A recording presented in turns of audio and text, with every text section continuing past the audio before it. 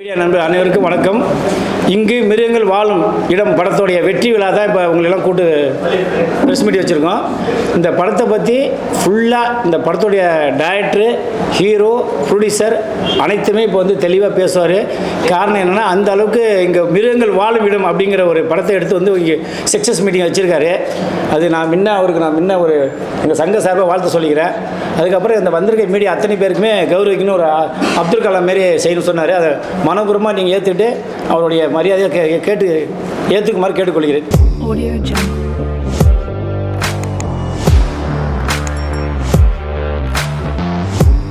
என்னோட பாசிமிகு அண்ணன், அவர் தலைவர்லாம் அப்புறம் தான் என்னோட பாசிமிகு அண்ணன். அப்புறம் இந்த இங்கு மிருகங்கள் வாழும் இடத்தை என்னை பாதுகாத்து கொடுத்த என் அன்பு அண்ணனுக்கு என்னோட ஒரு வணக்கம் சொல்லுவேன். இவர் மிருகத்தை இப்போ மனிதனை ஆக்கி படம் எடுத்துட்டாரு. ஆமாம், வா சித்திக வா, நீ வா நானே எங்கள் சங்கத்தில் வெற்றிகரமாக 3 வா எங்கள் பிஆர் வாவாவை எங்கள் சங்கத்து சார்பாக அறிமுகப்படுத்துகிற பேர் சித்திக்கு. நல்ல மனிதர், பிடிச்சர் இவருக்கு பிஆர் வாழ்க்கை கொடுத்துருக்காரு. நன்றி. அதுக்கப்புறம் இன்னொன்று சொல்லணும்னா, இந்த படம் அடுத்த கட்ட நவருக்கு வந்திருக்குன்னா அதுக்கு இந்த இங்கு மிருகங்கள் வாழும் இடம் அது நவர்ந்துருக்குன்னா அதுக்கு ஒரு முக்கியமான காரணம் டிஸ்ட்ரிபியூட்டர் சென்னை சார். இவங்க எங்கள் சகோதரர் மாதிரி இந்த படத்தை எனக்கு தெரிஞ்ச ஒரு நல்ல டிஸ்ட்ரிபியூட்டராக உண்மையுமே மனசார இவரை நான் வாழ்த்துறேன். தொடர்ந்து எங்கள் சங்க சார்பாக இவர் தான் படத்தை பண்ணுவார். வேறு எங்கே ஏமாந்தாலும் அதுக்கு நாங்கள் பொறுப்பு எடுக்க மாட்டோம். இவர் மூலிமா எவ்வளோ இதாக இருந்தாலும் நான் சப்போர்ட் பண்ணுவோம். அதுக்கப்புறம் கூடவே இருந்து இவர் என்னோட நண்பர், என்னோட உயிர் நண்பர் ஒயிட் மாஸ்டர் இளங்கோ அவர் பேர். நான் இவரை பற்றி நல்லா சொல்கிறேன். அப்புறம் இப்போ அதுக்கு முன்னாடி இவரை கௌரவிச்சுக்கிறேன்.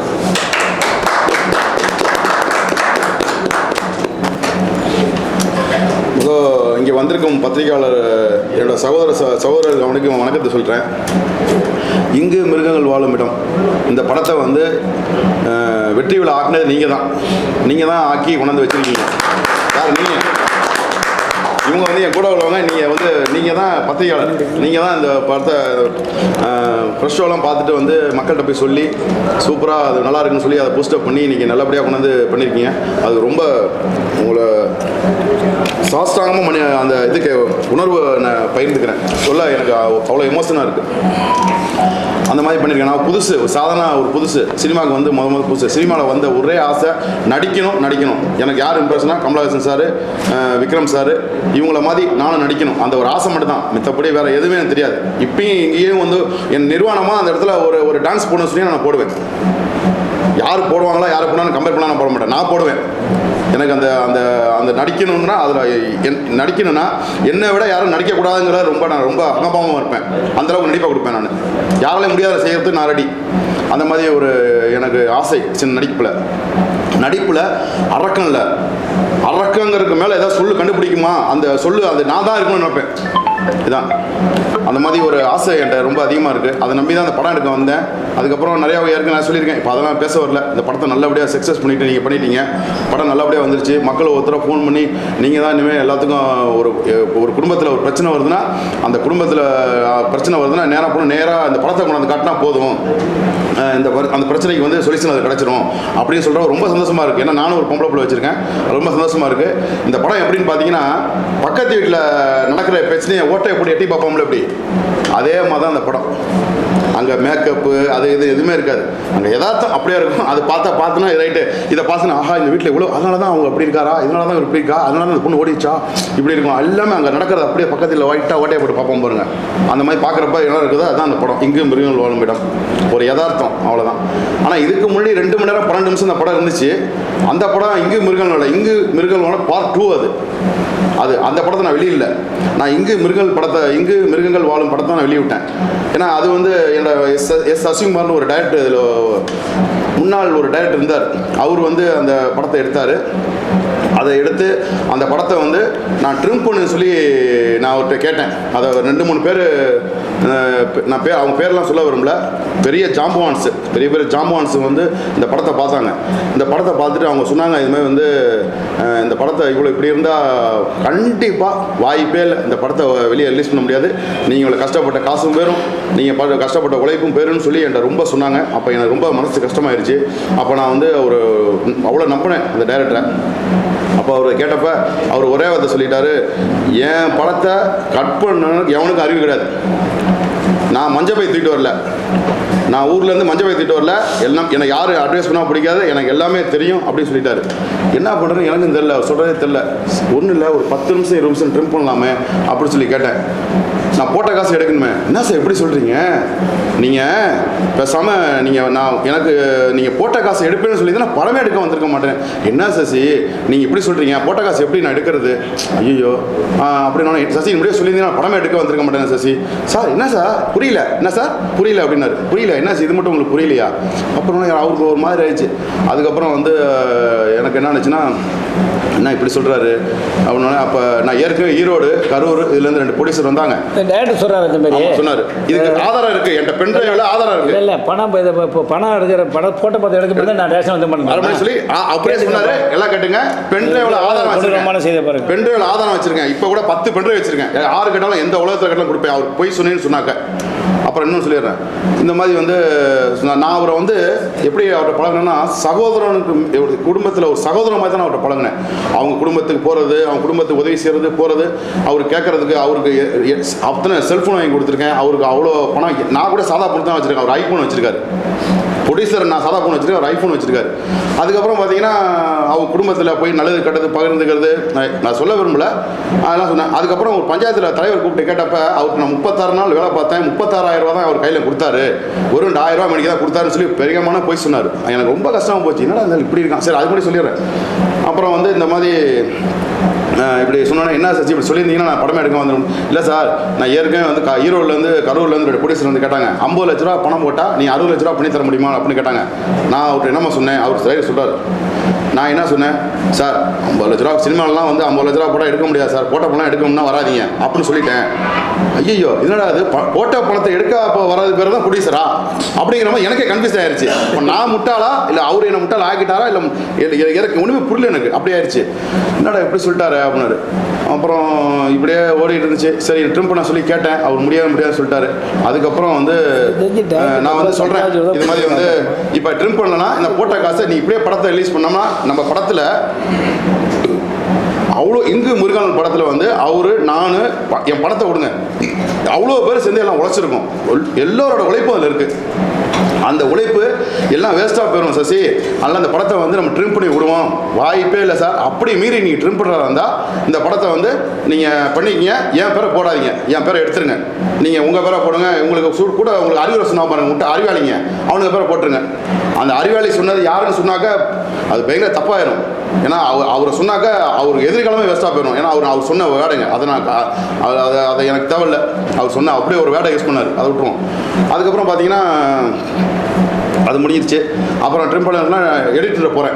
எடிட்டரை போய் சார் இது மாதிரி நான் ட்ரிம் பண்ண வந்திருக்கேன், இது மாதிரி ட்ரிம் பண்ண போகிறேன், உங்கள்கிட்ட எதுவும் பேசினாரா? சார் டைரக்டர் ஃபோன் பண்ணார் சார், அவருக்கு வராத ட்ரிம் பண்ணி கொடுத்துருங்க, ஆனால் என் பேரை தூக்கிடுங்க அப்படின்னு எடிட்டரை வந்து டேரக்டர் சொல்லிட்டார். அப்புறம் நான் வந்து அங்கே போகிறேன். நானும் என்னோட சகோதரன் சொன்ன பார்த்தீங்களா, கவிமணி வினோ, என்னோட ரிலேட்டிவ் மூலயமா என்னை பழக்கம். இவங்களை கூட்டிகிட்டு நாங்கள் போகிறேன். கூட்டிகிட்டு போய் அங்கே போய் கேட்குறேன், இது மாதிரி என்னன்னு கேட்குறேன். கேட்டோன்னா அவங்க சொல்கிறார், எடிட்டர் சொல்கிறாரு, சார் எல்லாம் பண்ணித்தர சொல்லிட்டாரு டேரக்டர் அப்படின்ட்டார். திருப்பியும் அவர் ஃபோன் பண்ணுறாரு, இது பண்ணிகிட்டு இருக்கப்போ ஃபோன் பண்ணுறாரு யார் டேரக்டர். ஃபோன் பண்ணி சார் என் பேரை தூக்கிட்டு அவுட்டு கொடுங்க சார் அப்படின்றார். எடிட்டர் ஓகே அப்படின்னு சொல்லிட்டு அவுட்டு கொடுத்துட்டாரு. அப்போ நான் என்ன பண்ணேன், டேரக்டர் பேரை யார் பேரை போகிறது, யாராவது இந்த படத்துக்கு நான் தான் உழைச்சிருக்கேன். அப்போ நான் என்ன பண்ணிட்டேன், சரி என் பேரை போட்டுவோம் அப்படின்னு சொல்லிட்டு ஃபைன் ஜான்னு போட்டேன். போட்டுட்டு அந்த படத்தை அவுட் எடுத்துகிட்டு அப்புறம் திருப்பி கொஞ்சம் ஆல்டர் பண்ணிக்கிட்டு எடிட் பண்ணிக்கிட்டு அப்படியே இருந்தோம். நான் அதுக்கப்புறம் போனேன் பாருங்க, திருப்பி அந்த போஸ்ட் ப்ரொடக்ஷனுக்கு அங்கே அடித்தாங்க பாருங்க என்ன அடிய. ஒவ்வொரு ஏவிஎம் ஸ்டுடியோவில் அப்படி அழுதுங்க, இறக்கமே வரலங்க அந்த ஏவிஎம் ஸ்டுடியோ ஓனருக்கு. ஏன்னா எல்லாத்துக்குமே முழுசாக அட்வான்ஸாக வேலை முடியறதுக்கு முன்னாடியே எல்லாத்துக்கும் பைசல் பண்ணிட்டேன். ஒருத்தர் கூட எனக்கு 100 ரூபா தரணும்னு பெண்டிங் கிடையாது. எல்லாத்துக்கும் இதை வந்து நான் வரப்போ இதெல்லாம் பேசக்கூடாது, இதை மட்டும் பண்ணியிருப்பேனா சத்தியமாக சொல்கிறேங்க. ஏன்னா நீங்கள் யார் தெரியுமா, நீங்கள் தான் உலகத்தினோட பவர்ஃபுல் ஆயுதம் யாருன்னா உண்மையுமே உங்களுக்கு அவ்வளோ பெரிய சக்தி பத்திரிகையாளர் மட்டும்தான். ஏன்னா இதை எங்கேயுமே என்னோட வழியவோ என்னோட இதோ வந்து யாராலையுமே பூர்த்தி செய்ய முடியாது. அதனால தான் எமோஷனலாக நான் சொல்கிறேன். நான் இறந்துருந்தா நேரம் ஒரு 6 மாதம் ஆயிருக்கும். ஓப்பனாக சொல்கிறேன், நான் இறந்துருந்தேன்னா 6 மாதம் ஆயிருக்குங்க. நான் வந்து இவங்களை குறை சொல்லணும் அவங்களை குறை சொல்லலைங்க, என்ன பிளான் பண்ணிலாம் உட்காரலைங்க. என்னோட வழி அதில் போட்டிருக்கேன் பார்த்தீங்களா, அதில் போட்டிருக்கு பாருங்கள், அதில் இந்த இடத்துல போட்டிருக்கணும் ஜானோட விடாமுயற்சியில் வெற்றின்னு சொல்லி போட்டிருக்கேன். ஏன்னா அது எதுக்கு அதை போட்டிருக்கேன்னா என்னோட வலிங்க, என்னோட வலி. இப்போ என்னை விட்டிங்கன்னா நான் அழுகிற தண்ணி வந்து இந்த இடத்த ரொப்பிடும். அவ்வளோ வேதனை. என்னோட மனைவி வந்து நான் படுத்திருக்கப்போ இவர் இப்படி சொல்லிட்டாரு, இப்படி விட்டு ஓடிட்டார். என்ன இவர் எப்படி நம்ம என்னை விட்டு போனார்? வெறும் 2 டிபி. அவருக்கு வந்து ஒரு படத்துக்கு வந்து எத்தனை ஆர்டிஸ்ட்டுங்க ஒரு படத்துக்கு எடுப்பாங்க எல்லாமே தெரியும் உங்களுக்கு. ஒரு படம் எடுக்கிறதுனா எத்தனை ஆர்டிஸ்ட்க்கு எடுப்பாங்க வாங்குவாங்க ஒரு படத்துக்கு? ஒரு 5 ஆர்டிஸ்ட் வாங்கலாம், 10 ஆர்டிஸ்ட் வாங்கலாம். ஆர்டிஸ்ட்க்கு மிஞ்சி போனால் 3 28 ஆர்டிஸ்ட்க்கு என்கிட்ட பில் இருக்கு. 28 ஆர்டிஸ்ட் வாங்கியிருக்காருங்க. 4 டிபி வாங்கியிருக்காரு. அவ்வளோ ஆர்டிஸ்ட்களையும் ஃபுல்லாக இருக்குது. ஏன்னா சரி அதை விட்டுருவோம். இவ்வளோ ஆர்டிஸ்ட்க்கு எடுக்கிறோம் வாங்கி கொடுத்து கடைசியில் என்ன 2 டிபி ஆர்டிஸ்ட்க்கு கையில் கொடுத்துட்டார். இதான் போடா என்னமே போய் தெரியாது போயா அப்படின்ட்டார். அந்த 2 டிபி ஆர்டிஸ்ட்க்கு தான் இன்னைக்கு வெற்றி விழா கூட நான் நிப்பாட்டியிருக்கேன். 2 டிபி ஆர்டிஸ்ட்க்கு தான் இன்னைக்கு வெற்றி விழா வந்து நிற்குது. அப்போ என்னோட உழைப்பை நினச்சி பாருங்களேன். என் மனைவி வந்து நான் வந்து வீட்டில் வந்து படுத்திருக்கேன். என்னோட மனைவி வந்து சொல்கிறாங்க இது மாதிரி வந்து நைட்டில் தூங்கிட்டு இருக்கேன். நான் நைட்டில் வந்து காலையில் வந்து எந்திரிச்சோன்னா என்னை வந்து சரி ஓகே அப்படின்னாங்க. ஏன்னா என்னம்மா சொல்கிறாங்க என் ஒய்ஃபு, இல்லைங்க நைட்டு எமோஷனலாக வந்து நீங்கள் படுத்தீங்க, எனக்கு பயமாக இருந்துச்சு, இடையில எழுந்துச்சு பார்த்தேன் நீங்கள் முண்டிட்டு இருக்கீங்களா, செத்து போயிட்டான்னு என்னை பார்த்துருக்காங்க. எங்கேயாவது நடக்குமாங்க? நான் தலைவர் சொல்லியிருக்கேன், எல்லாத்தையும் சொல்லியிருக்கேன். இதோட என்னன்னு கேட்டிங்கன்னா இந்த இப்போ சொன்னார் பார்த்தீங்களா, எல்லா பக்கமே அது கொடுக்க வேணாம் சொல்லிட்டான். டிஏ பண்ணுறது கொடுக்க வேணாம் சொல்லிட்டான், எடிட்டிங் பண்ண சொன்னான். எல்லாத்துக்குமே நான் ஃபோன் பண்ணேன். இந்த இருக்க நேரம் ஒரு பொண்ணு ப்ரொடியூசர் பணம் போட்டு அவர்கிட்ட பணம் வாங்கிட்டு நீ எப்போ ஆர்டிஸ்ட் கொடுக்க முடியாது சொல்ல முடியும், நீ எப்போ டிஏ பண்ண முடியாது சொல்ல முடியும், நீ இப்போ ஆர்டிஸ்ட் கொடுக்கல வேறு மாதிரி ஆயிரம் சொன்னா இல்லையா? ஒரே வார்த்தை தான். நான் அவனுக்கும் பயப்பட சொல்லிட்டு நீ ஆர்டிஸ்ட் கொடுக்கலையோ டிஏ பண்ணி அவருக்கு ஒப்படைக்கல, அவர் தான் பிடிச்சா அவன் வேலை செய்கிறான், பணத்தை கொடுத்துருக்காரு டிஏட, அப்புறம் ஒன்று எல்லாமே கொடுத்து வாங்கி தான் நீ உங்கள் பண்ணி பேசுகிறாரு. பேசுங்க. அதாவது நான் இங்கே உட்காந்துருக்கேன், என்னால் நம்ப முடியலங்க. அதாவது எப்படின்னா நான் வந்து நான் சொன்னோம்னா அதாவது என்னை உயிரை பணைய வச்சு நான் நடிக்கணுங்கிற அது ஒரே நோக்கத்தினால தான் ஒரு சாதனை ஒரு சாதனை ஒரு சின்ன பிள்ளைய கூட இப்போ நீங்கள் எப்படி தட்டிங்கன்னா அது உங்களை தட்டும். ஆனால் நான் யாரையுமே தட்டலைங்க. இது வரைக்கும் ஏன் இப்படி அவர் செஞ்சாருன்னு இது வரைக்கும் நான் அவரை போய் கேட்கல. ஏன் அப்படி செஞ்சேன்னு கேட்கல. ஏன் தெரியுமா? நான் அதுக்கு அவரை போய் நான் அவர் வேணான்னு போயிட்டார். அவர் வேணான்னு போனவரை போய் திருப்பியும் போய் நான் போய் இடித்து வம்பளுக்கு இங்கே வரல. நான் வம்பளுக்குன்னு நினச்சிருந்தேன்னா சட்ட ரீதியாக நான் போயிருப்பேன். எனக்கு அந்தளவுக்கு எனக்கு ஆள் போல இருக்குது, பக்க வழக்கு செல்வாக்கு இருக்குது, 4 இடத்துல போய் சொல்லி எனக்கு எப்போ ஃபஸ்ட்டு அதுக்கு முடிய என்கிட்ட நியாயம் இருக்குது, எவிடன்ஸ் இருக்குது, எல்லாம் எவிடன்ஸ் இருக்குது. அவர் எதுவுமே இப்போ நான் இப்போ பேசுகிறேன்ல, இது எதுவுமே என்னை சம்மந்தம் இல்லாமல் என்னை போய் சொல்கிறாரு, சம்மந்தம் இல்லாமல் போயின்றாருன்னா ஒன்றுமே பண்ண மாட்டேன். ஒரு பெரிய டிவியில் அவர் பென்ட்ரைவை போட்டு வாய்ஸில் போட்டுருவேன். எல்லாமே இருக்குங்க. நான் அவரை கூப்பிட்டேன், இவர் சொன்னதுக்கு அப்புறம் அவர் டேடி ரெக்கார்டிங் பண்ணி அவரை பிளேம் பண்ணதுக்காக நான் செய்யலை. என் ஃபோனில் ஆல்ரெடி ரெக்கார்டிங் இருந்துச்சு. அவர் தவறு பண்ணோன்னே தோண்டி எடுத்துட்டேன், அவ்வளோதான், வேற ஒன்றும் இல்லை. என் ஃபோனில் வந்து அந்த ஃபோனில் வந்து ஓப்போல எல்லாரும் ஆல்ரெடி எப்பொழுதுமே கால் ரெக்கார்ட் ஆகும் அந்த மாதிரி ஃபோன். அப்போ இவர் சொன்ன இப்படி பேசுகிற மனசு இவ்வளோ தாயா பிள்ளைய பழகணுமே, நம்பி இவ்வளோ காசை போட்டு செலவு பண்ணுமே, கோடி கணக்காக செலவு பண்ணுமே, இப்படி ஒரு வார்த்தையை சொல்லிட்டாரு. அப்புறம் இன்னொரு வார்த்தை சொன்னார் பாருங்க, படம் சார் ப்ரொடியூசர் படம் எடுத்துட்டா படத்தை வந்து டைரக்டர் கொடுத்துருவார் சார். அதுக்கப்புறம் ப்ரொடியூசர் வந்து ஆஃபீஸ் போட்டு நீங்கள் ஆஃபீஸே போடல, நான் அங்கே வச்சு செஞ்சுக்கிட்டீங்க, ஆஃபீஸ் போட்டு நீங்கள் தான் வந்து ஆளுங்களை வச்சு ப்ரொடியூசர் ஆளுங்க தான் போய் எல்லாத்தையும் இடத்த பற்றி விசாரிப்பாங்க. அதனால் வந்து நான் வந்து அதெல்லாம் செய்ய முடியாது சார். நான் கலைப்புலி தானே சார், பாவம் லெஜன்ஸ் அவர் பேரை யூஸ் பண்ணி தப்பாக நினச்சிங்க, அவர் மன்னிப்பு கேட்டுங்க அவர் பேசுறதுக்கு. அவர் பேரை சொல்லி கலைப்புலி தானு சார், நான் அவர்கிட்ட கூட யார் இவர் ஒர்க் பண்ணா, யார் டைரக்டர் சசிங்கிறவர் ஒர்க் பண்ணாருன்னா கூட படத்தை எடுத்து அவர் கையில் கொடுத்துட்டு வந்துருவாராம். அவர் பேசுறாரு பாருங்க பேச்சு, என்னமோ பெரிய 50 படம் எடுத்து சாதிச்சவர் மாதிரி பேசுறாரு, கொடுத்துட்டு வந்துருவாராம். எனக்கு ஷாக் ஆயிடுச்சு. என்னடா இவ்வளோ பழகின ஆள் இப்படி பேசுறா, என்ன சசி அப்புறம் என்ன சார், நான் ஏன் தெரியுமா சார் வரேன் உங்களுக்கு சார், நீங்கள் திருச்சி சார், நீங்கள் திருச்சி, நீங்கள் அங்கேருந்து வரணும்ல, உங்களுக்கு சிரமமாக இருக்கும், புதுசு சார், உங்களுக்கு ஒன்றுமே தெரியாது சார் சினிமாவில். அதுக்காக தான் நான் வந்து என் வேலையை விட்டுட்டேன், அவர் வேலையை விட்டுட்டான். ஏண்டா 2.5 வருஷமா அவருக்கு மாதம் வீட்டு வாடகை, அவருக்கு சாப்பாடு, அவர் குடும்பத்தில் நடக்கிற பிரச்சனை, அவரோட தங்கச்சி புள்ள, அவர் தங்கச்சி பொண்ணு இப்போ இறந்துருச்சு, சூசைட் பண்ணி இறந்துருச்சு. அந்த பொண்ணுக்கு கூட அதுக்கு ஃபீஸ் கட்டுறது நான் தாங்க. அது பிஎல் படிக்குது, அதுக்கு ஃபீஸ் கட்டுறது நான். அந்த பொண்ணு பாவம் ஏதோ குடும்ப சூழ்நிலை, அந்த பொண்ணு அவங்க சூழ்நிலை ஏதோ உடம்பு ஏதோ ப்ராப்ளத்தில் இறந்துருச்சு. அந்த சூழ்நிலை கூட நான் வந்து உதவி செஞ்சேன். ஆனால் அப்பேற்பட்ட நான் என் சகோதரன் மாதிரி, அவங்க வீட்டில் இருக்க பொண்ணை வந்து என் தங்கச்சி மாதிரி, என் குடும்பம் மாதிரி நினச்சி அவ்வளோ சந்தோஷமாக அவங்க வீட்டில் பழகினேங்க. என்னை ஒரே செகண்டில் அப்படியே தூக்கி போட்டாருங்க. ஏன் என்ன சசி இது படத்தை வைக்கணுமா சசின்னு கேட்டதுக்கு ஒரே வார்த்தை சொல்லிட்டாரு, நாங்கள் இப்படி தான் கொடுத்துட்டு போவோம், நீங்கள் தான் பார்த்து. அப்போ பிரிச்சுட்டாரு, டக்குன்னு பிரிச்சுட்டாரு. என்னடா இவ்வளோ தூரம் ஒட்டி பழகினமே, ஒரு செகண்டில் நம்மளை தூக்கி போட்டாருன்னு சொல்லிட்டு ரொம்ப மன வேதனை ஆயிடுச்சு. அதுக்கப்புறம் தான் சரி, அப்போ கூட நான் கோவப்படல சார். இது வரைக்கும் அவரை நான் வந்து வாடா போடான்னு கூட சொல்ல, ஆனால் அவர் எல்லா இடத்துலையும் என்ன வாடா போடா கடான்னு அசிங்கமாக திட்டிருக்காரு, எதுவுமே செய்யலை. இதுக்கப்புறம் நான் வந்து இதுக்கு போனேன் பாருங்கள், அடுத்து என்ன பண்ணேன், டெக்னீஷியன்லாம் பார்க்க போனேன் பார்த்தீங்களா. டெக்னீஷியன்லாம் இந்த படத்தில் ஒர்க் பண்ணேன். என்ன சொல்கிறதுனே தெரியலங்க. எப்படி அடித்தாங்க தெரியுங்களா, போகிற ஸ்பீடில் ரிட்டர்ன் வந்துடுவேன். இப்படி வேகமாக போவேன், வேகமாக போகிற ஸ்பீடில் அடித்து வந்து விடுவோம் பாருங்கள், டம்முன்னு வந்து விடுவேன். ஏன்னா நான் புதுசுன்னு அடிப்பாங்க பாருங்கள். நான் எல்லாத்தையும் பரப்பேட்டாக காசு கொடுத்துருக்கேன், ஆனால் எல்லா இடத்துலையும் பெண்டிங் வச்சுருக்காரு. கடைசியில் வவுச்சர் புக்கு காணாம போச்சு சொல்லிட்டார். அதுவும் அவர் சொன்னதும் என் ரெக்கார்டிங் இருக்குது, எல்லாமே வச்சுருக்கேன். அவர் தேடி வச்சதை 386 ரெக்கார்டிங் வச்சுருக்கேன். ஏன் இதை வந்து நான் சொல்லணும்னா, இதை எனக்கு மனசு வலிங்க. இன்றைக்கி சினிமாவில் வந்து சாதாரணமாக ஒரு படம் எடுக்கிறது கஷ்டம். அந்த படம் எடுத்து அதை போராடி வெளியே இருக்கணும். நான் ப்ரொடியூசரே கிடையாதுங்க. நான் ப்ரொடியூசராக ஜெயிக்கணும் நீங்கள் வரல. நான் ப்ரொடியூசர் கிடையாது, நல்ல நடிகராக வந்தேன். அதை எல்லாம் நினைக்கிறாங்க, ஆர்டிஸ்ட் நினைக்கிறாங்க. அந்த ஆர்டிஸ்ட் இருக்காங்க, டெக்னீஷியன்லாம், அவங்க என்ன நினைக்கிறாங்கன்னா, பிரச்சனை வந்து பார்த்தீங்கன்னா எல்லாருமே இப்போ இந்த படத்தில் இங்கு மிருகங்களால ஏன் யாரும் இல்லை பார்த்தீங்களா, அவங்க எல்லாம் என்ன இருக்குங்களா, அது ஏன் கதைன்னு சொல்கிறேன். டைரக்டர் யாரும் எதுக்கல, ஏன்னா காசு கொண்டாந்து கொடுக்குறவன் ஒன்றும் இல்லை. ஒரு இடத்துக்கு போய் 4 பேர் நிற்கணும்னா கூட வீட்டிலேருந்து கிளம்புறப்ப பஸ்ஸுக்கு காசு வேணும், அதுக்கு ப்ரொடியூசர் வேணும். அங்கே குடிக்கிற டீக்கு காசு வேணும், அதுக்கு ப்ரொடியூசர் வேணும். மண்டேல இருந்து என்னங்க பண்ண முடியும், காசு இருந்தால் எல்லாமே செய்ய முடியும். அதுக்காக நான் ப்ரொடியூசர் நான் காசு என்கிட்ட நிறையா இருக்குது, நான் துமுறா அப்படி பேசலை. உண்மையாக போன கருவறை முதல் கல்லறை வரைக்கும் சில்லறை தேவைன்னு உலகத்தே தெரியும்.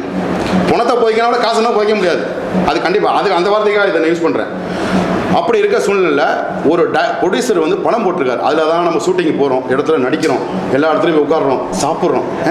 இங்கே என்ன காற்றே வரல, ஃபேனை போடு, ஏசியை போடு.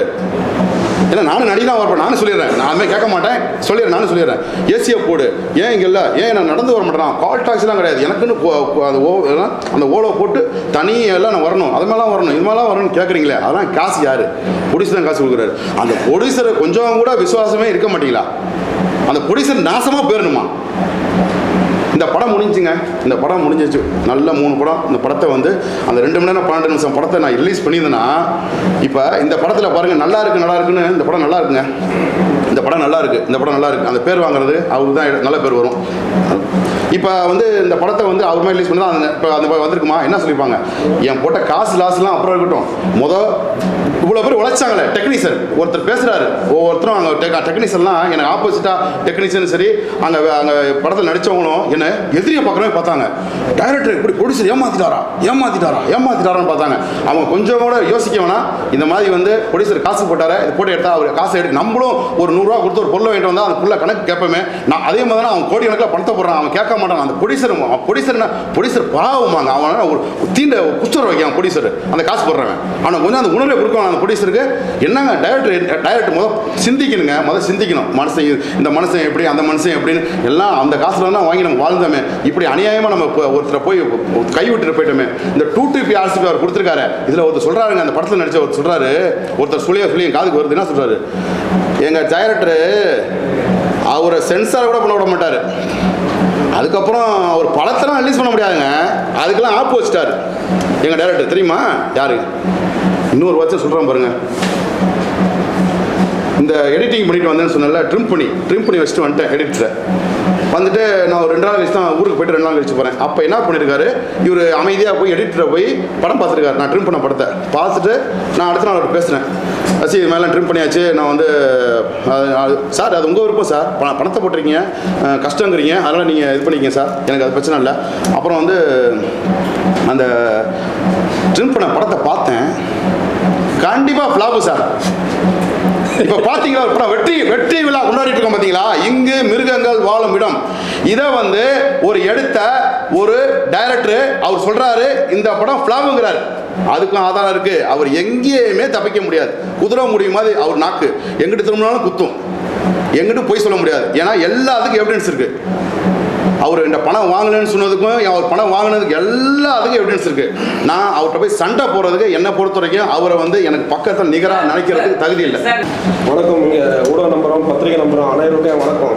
என்னன்னா இது ஃபர்ஸ்ட் வந்து பெர்ஸ் ஷோ போட்டோம். அந்த பெர்ஸ் ஷோவில் வந்து நீங்கள் அவ்வளோ சந்தோஷப்பட்டு இந்த படத்தை வந்து நிறைய பேர்கிட்ட எடுத்துகிட்டு போய் மக்கள்கிட்ட நிறைய சேர்த்துருக்கீங்க. அதுக்கோசமே உங்களை வந்து நாங்கள் மனதாக வாழ்த்துறோம்.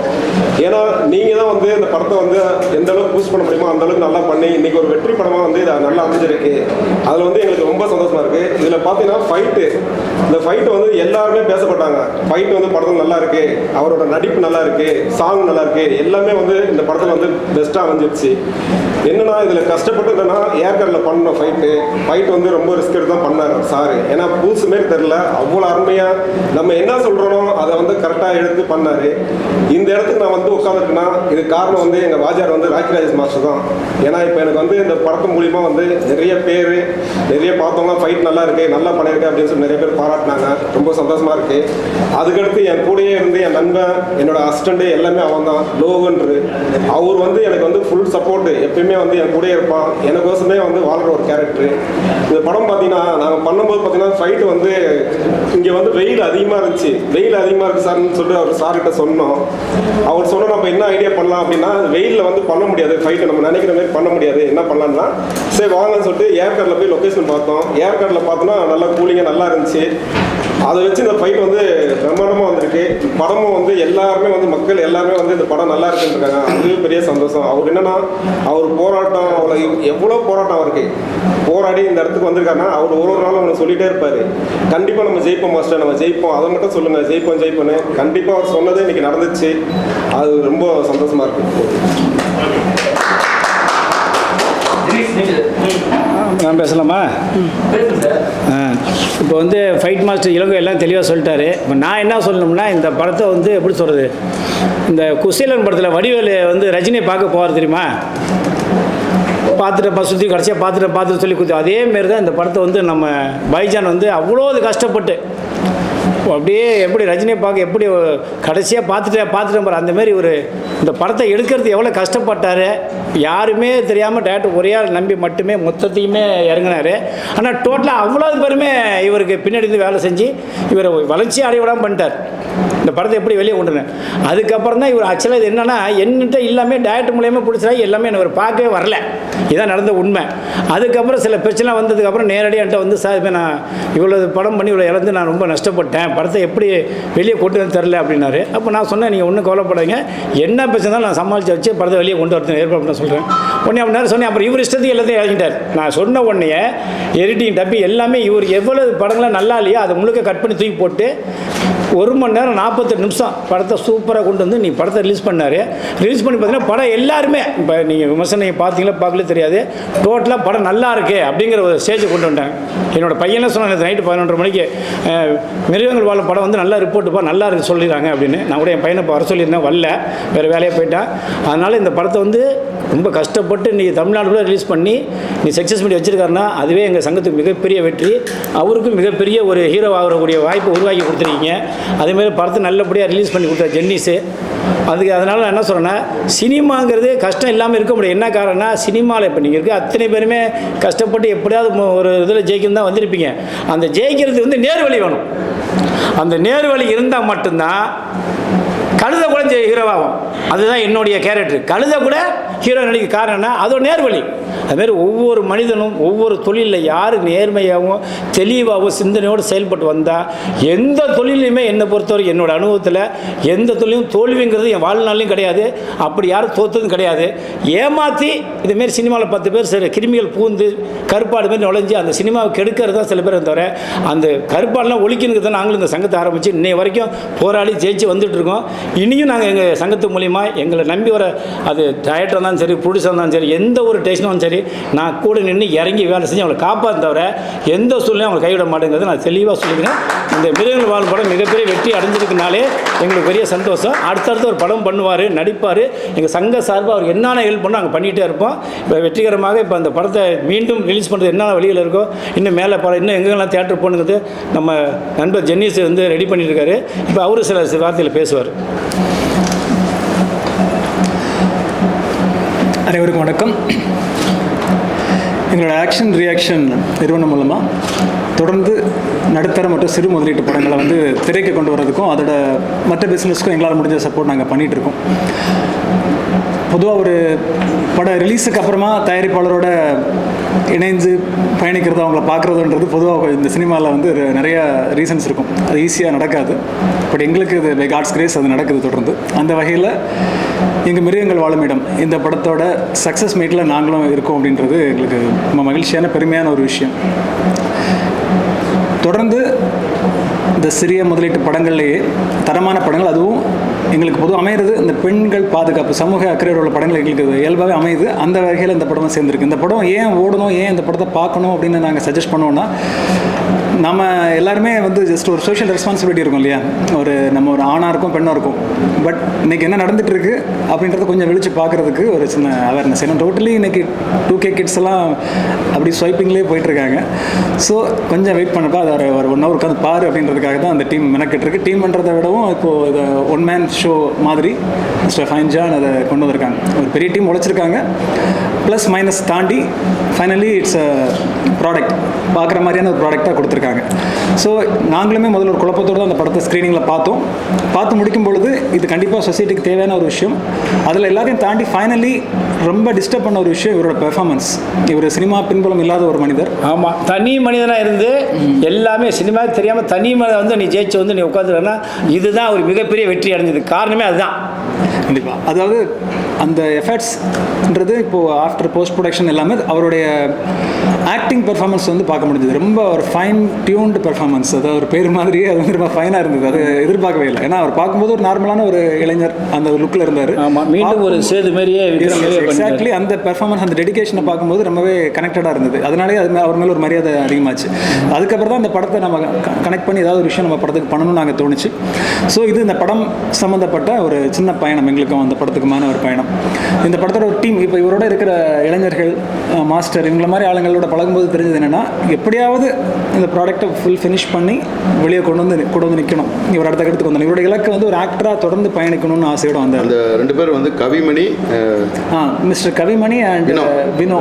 அந்த 2 பேருமே இளைஞர்கள். ஆனால் முழுக்க இவரோட எல்லா ஆக்டிவிட்டிஸும் கூடவே சப்போர்ட்டாக இருந்தால் பார்த்துருக்கேன் வரைக்கும் உங்களுக்கு அவங்க தான் சப்போர்ட். 2 தூண்கள் மாதிரி தான் அவங்க தான் இந்த படமே. என்னை பொறுத்த வரைக்கும் ஒரு படம்னா அந்த படத்துக்கு வந்து எனக்கு என்ன எஃபெக்ட் போட்டனோ அந்த அப்படியே எஃபெக்டை போட்ட 2 ஜீவன் வந்து வினோ, கவிமணி. ஆமாம், ஏன்னா பொதுவாக ஒரு படம் முடிகிற டைமில் டைரக்டர் அண்ட் ப்ரொடியூசர் இந்த டீம் கிட்ட மேக்ஸிமம் ஒரு 2 பேர் 3 பேர் தான் ஆஃபீஸ்க்கு வருவாங்க போவாங்க. கியூபுக்கு போகிறதா இருக்கட்டும், பப்ளிசிட்டிஸ் இருக்கட்டும். சம்டைம்ஸ் ப்ரொடியூசர் மட்டுமே சுற்றிட்டு இருப்பார். இந்த படத்தில் apart from all these previous things, இந்த டீம் அந்த இளைஞர்கள் வந்து எந்த முகசோர்வும் இல்லாமல் மனசோர்வும் இல்லாமல் எப்போ கால் பண்ணாலும் எந்த டவுட்ஸ், ஏன்னா இவர் மேபி ப்ரொமோஷன்ஸில் பிஸியாக இருந்தால் கூட இவங்க உட்காந்து ஃபுல்லாகவே ஒரு டீம், ஒரு 15 பேர் 20 பேர் இருக்கிற டீம் மாதிரி எங்களுக்கு தெரியும் எப்போவுமே. அது ஒரு பெரிய சப்போர்ட்டிவாக இருந்தது எங்களுக்கு. ப்ளஸ் மாஸ்டர் அதே மாதிரி எப்போவுமே அவரோட ஒரு இணைப்பிரியா ரொம்ப கூடவே இருப்பார். இதெல்லாமே எங்களுக்கு சப்போர்ட் ஆகுது. அதாவது ஒரு ஒன் மேன் ஷோன்னு சொல்லும்போது தனி மனிதனா எல்லாத்தையும் ஃபிசிக்கலாக பண்ண முடியும். ஜெனி சொல்ல மாதிரி ஒரு ஃபைட் மாஸ்டரை வந்து ஒரு ப்ரொடியூசர் ஈக்குவலாக வச்சுக்கிட்டு வேலை செஞ்சு படத்தை கடைசி வரைக்கும் கரெக்ஷன் பார்த்து ரிலீஸ் வரைக்கும் இருந்து இன்றைக்கி செக்ஷன் மில்லில் வச்சுருக்காருன்னா அப்போ இந்த பையன் எந்த அளவுக்கு நம்பிக்கையாக இவரோட நண்பருங்கிறது அப்புறம் விட்டுருங்க. சினிமாங்கிறது வேற, உங்களுக்கு எல்லாம் தெரியும். தொழில் ரீதியாகவும் அவர் அதில் சைன் பண்ணி கடைசியாக ஃப்ரெண்டுங்கிறது வேறு, சினிமாங்கிறது அது வேறு தானே. அந்த விஷயத்தில் கரெக்டாக கூட வந்து நீங்கள் பெருசுமையில் உட்காந்துருக்காருன்னா இதுமாரி தான் ஒவ்வொரு ஆளும் வரணும். நீ எப்படி இன்றைக்கி ஃபைட் மாஸ்டர் இளங்கோயில் கூட எங்கே இருக்கிறா அதுமாதிரி ஒவ்வொரு டெக்னீஷியனாக உட்கார வச்சு கௌரவிக்கணும். கரெக்ட், இதுதான் எங்களோட ஆசை. அது சாதாரண ஆஃபீஸ் பேரத்தில் உட்கார வச்சு அவனுக்கு நான் கௌரவம் வச்சா தான் சினிமா, அப்போ தான் சாதிக்க முடியுங்கிறது தான் அந்த விஷயத்தில் சாதிச்சு கொஞ்சம் காமிச்சு பேசிட்டு இருக்காரு. கரெக்ட். ஸோ ஓவராலாக இந்த படம் எங்ககிட்ட வர்றதுக்கு வந்து 2-3 நண்பர்கள் மூலமாக வந்தது. ஒரு டைமில் தலைவர் ஒரு வாட்டி அழைத்து இப்படி இந்த மாதிரி சொன்னார், இப்படி ஒரு சுச்சுவேஷனில் இருக்காங்க, என்ன பண்ண முடியுன்றது ஜென்யூனாக, அதாவது நான் எக்ஸாஜரேட்டும் வேண்டாம் கீழே வேண்டாம், கரெக்டாக நியூட்ரலாக என்ன சொல்லணுமோ சொல்ல சொன்னாங்க. படத்தை பார்த்துட்டு நம்ம டிஸ்கஸ் பண்ணோம். ஏன்னா தலைவரை பற்றி சொல்லணும்னா ரொம்ப ஒரு யதார்த்தமான மனிதர். இவரோட நான் பழகின வரைக்கும் இந்த ஒயிட் அண்ட் ஒயிட் ட்ரெஸ் அதான் அவர் மனசு. நான் பார்த்து வெளியே பார்க்கும்போது கரடு முறையாக தெரியுது, ஆனால் அவர் அப்படி இல்லை, ஒரு குழந்தை தான் வருவேன், நெருங்கி பழகினவங்களுக்கு தெரியும். So purely 100%. நேற்று கூட ஒரு ப்ரிவியூ ஷோ பார்த்துட்டு வெளியே வந்ததுக்கப்புறம் ஒரு பேச்சு வரும்போது இவரை பற்றி தெரியப்படுத்தும் போது ஐயோ அவருன்னு சொல்லிட்டு ஒரு 15 மினிட்ஸ் அவரை பற்றி பேசுகிறாங்க. ஒரு கேரக்டர், ஒரு அம்மாவும் பையனும், அவர் தான் ப்ரொடியூசர் அண்ட் டைரக்டர். அப்போது ஒரு பயத்தோட குழப்பத்தோடு இருக்கிற சிறு முதலீட்டு தயாரிப்பாளர்கள், சிறு முதலீட்டில் ஒரு ப்ராடக்ட்டை கொண்டு வந்து நான் வந்து ஒரு என்னோட பேஷன் நிறைவேற்றிக்கணும், அந்த சினிமாவில் நான் ஒரு பங்காக இருக்கணும்னு நினைக்கிற எல்லா கேட்டகரி மக்களுக்கும் இப்படி ஒரு ஆள் இருக்காருன்னு தெரிஞ்சு போகும்போது, பார்க்கும்போதோ அல்லது கேள்விப்படும்போதோ வர மாதிரி இருக்குது. எனக்கு முதல்ல அப்படி தான் தோணுச்சு. பழகினதுக்கப்புறம் தெரியுது பியூர்லி தன்னலம் இல்லாத ஒரு பொதுநலத்தோட மட்டுமே இந்த சங்கமோ இவரோட ஆக்டிவிட்டீஸாக இருந்துட்டு இருக்குன்றது உண்மையாகவே ஹாப்பியாக இருக்குது, பெருமையாக இருக்குது. அதை நான் சொல்ல விரும்புகிறேன். ஏன்னா எங்கள் எல்லா சங்கத்துலேயும் நண்பர்கள் இருக்காங்க, மரியாதைக்குரிய ஆளுங்க இருக்காங்க, அவங்களோட பழகிருக்கேன். இந்த சங்கத்தோட நான் பேசுகிறது நிறைய நேரங்கள் கிடைக்குது. அவங்களாம் பயங்கர பிஸியஸ்ட் பீப்புளாக இருக்கும்போது அதிகமாக இன்ட்ராக்ட் பண்ண முடியாது. இவர்கிட்ட நான் கொஞ்சம் நேரத்தை ஒதுக்கி பேசும்பொழுது இவர் ஷேர் பண்ணுற விஷயம் அவ்வளோ நாலேஜ் வச்சிருக்காரு. ஒரு சினிமாவிலேருந்து அரசியலேருந்து வேர்ல்டு வைடாக ஒரு குழந்தை வளர்ப்பு வரைக்கும் அவர்கிட்ட பேச முடியும். அவ்வளோ விஷயங்களுக்கு தெரிஞ்சுக்கிறது இது ஒரு பொக்கிஷம். ஸோ இவரை பயன்படுத்திக்கணும்னு நான் நினைப்பேன். இவருடைய நாலேஜை பயன்படுத்திக்கணும். இவரோட கைடன்ஸை கண்ணை மூடிட்டு ஃபாலோ பண்ணுறவங்க ஜெயிச்சிட்டு இருக்காங்க, கேட்காதவங்க சிரமப்படுவாங்க. இது நானே கண்ணால் பார்த்துருக்கேன். இது அவர் என்ன ரெக்கமெண்ட் பண்ணுறதுன்றதை கூட தனிப்பட்ட முறையில் அவருக்கு எனக்கு எந்த ஒரு ஜாதி மதம் எதுவும் கிடையாது. பார்க்குறாரு, அப்சர்வ் பண்ணுறாரு. எங்களோட நிறுவனம் மூலமாக படங்கள் வெளியே வரும்பொழுது தங்கு தடை இல்லாமல் சண்டை சச்சரவு இல்லாமல் ஸ்மூத்தாக முடிச்சுட்டு என்ன கமிட்மெண்ட் பண்ணுறோமோ அதை நாங்கள் பண்ணிடுறோம். 10 theatre 10 theatre 100 theatre 100 theatre as per agreement நாங்கள் கமிட் பண்ணுறோம். அதுக்காக உழைக்கிறோம். ப்ரொடியூசருக்கு புரிய வச்சு பண்ணுறோம். இப்போ இந்த ப்ரொடியூசருக்குமே நீங்கள் டெஸ்டிமோனியல்ஸ் ஃபுல்லாக எங்களோட ப்ரீவியஸ் ப்ரொடியூசர்ஸ் தான் எப்படி பண்ணோம் அந்த எக்ஸ்பீரியன்ஸ் அவங்ககிட்ட கேட்டிங்கன்னு சொல்கிறோம். So happy. இந்த படத்தில் ஒர்க் பண்ணது உண்மையாகவே எங்களுக்கு எங்களோட பயணத்தில் இது ஒரு நல்ல ஒரு மைல் கல்லாக நான் ஃபீல் பண்ணுறேன். Thanks so much.